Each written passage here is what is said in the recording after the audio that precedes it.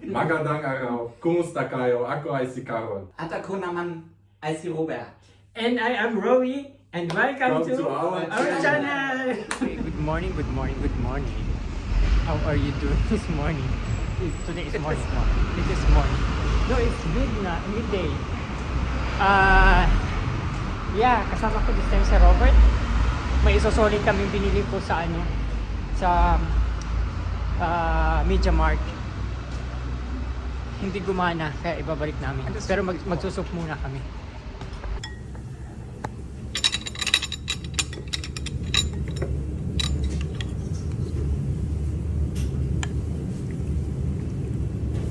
Buti na appetit.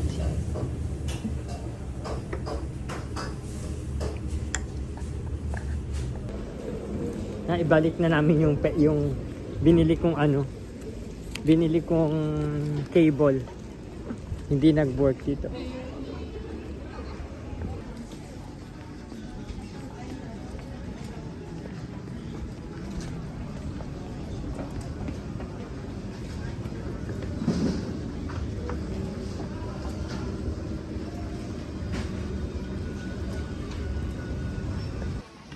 Dito ulit kami ni Robert sa mall. Nagtitingin na naman ang pwedeng mabili. Yun nga, pag may ibabalik ng mga bagay dito, after 14 days, between 14 days, pwede mo ibalik. Kahit walang reason kang sasabihin, basta ibabalik mo lang siya. Babigay sa ulit yung pera. So, titingin kami ng unan, pillowcase, at saka ng blanket. Magpapalit kami ng blanket. So, nakahanap na sa Robert. Ito Yan ang mga presyo niya. Isang peraso. Ang unan dito is hindi katulad ng unan sa Pilipinas na maliliit. Ang unan dito ganyan kalaki Tapos yung sunod na unan na ganito na. Hindi katulad sa Pilipinas na ang sizes lang ng mga unan natin ganyan.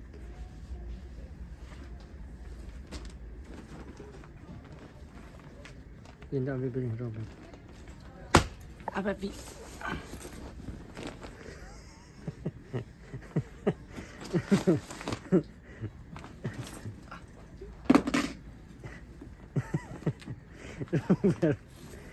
Robert.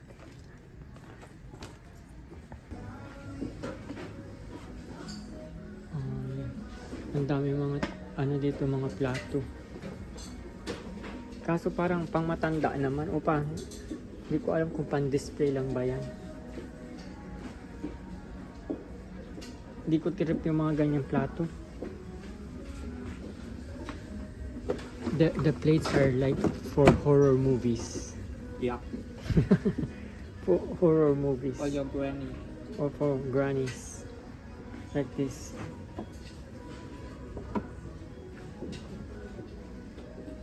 Dito meron din dito mga magagandang kape.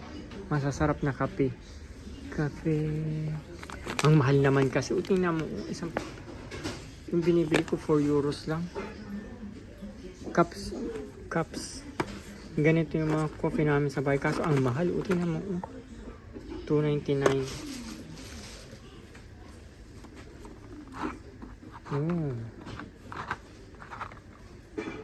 Robert, das hast du gekauft, oder? Bio auf jeden Fall nicht. Nein? Hier Arabica. Das hatte ich gekauft. Okay. Aber ist auch teuer.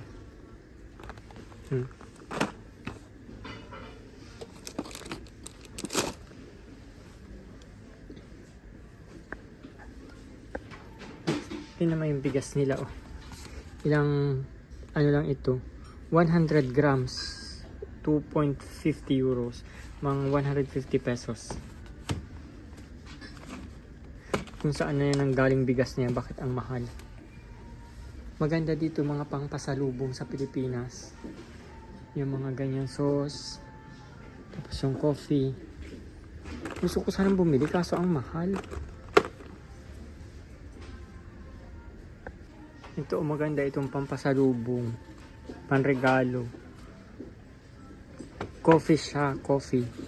7 euros lang. Ay, ang ganda sana gusto kong bilihin. Kaso ang mahal. Tapos, nandito naman yung mga kandila. Grabe, ang babango nila. As in, mababango. Pero, ang problema is sobrang mahal. Like, for example, how much is this? 12 euros. Mga 800 pesos. Ganyan lang ang kandila.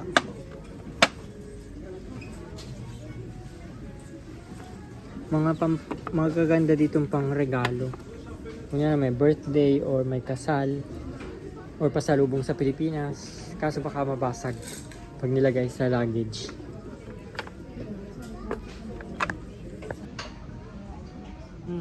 Grabe ang bango niya. Amoy mayaman. Pag yumaman tayo, ganyan ang mga kandila natin sa bahay.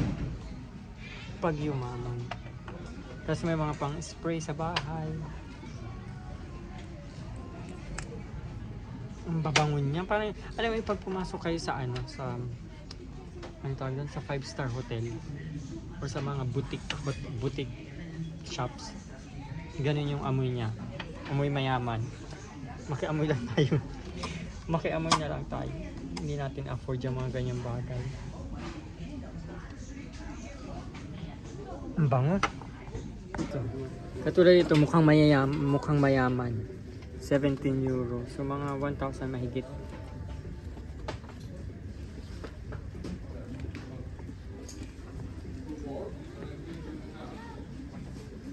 Saan na si Robert?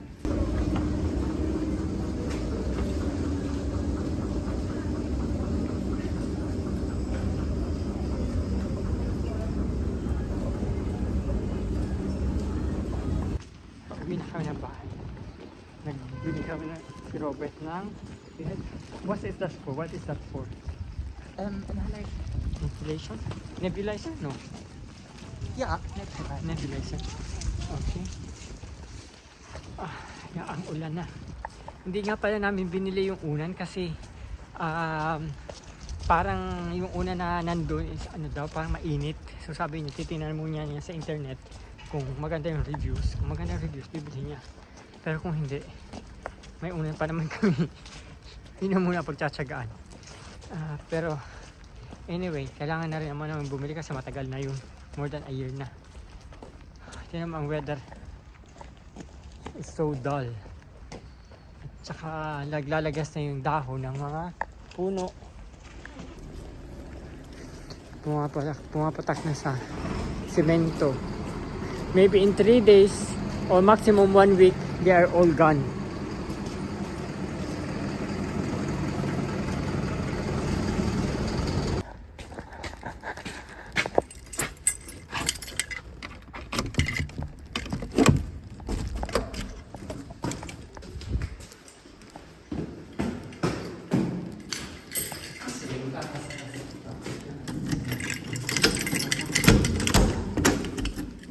Flynn!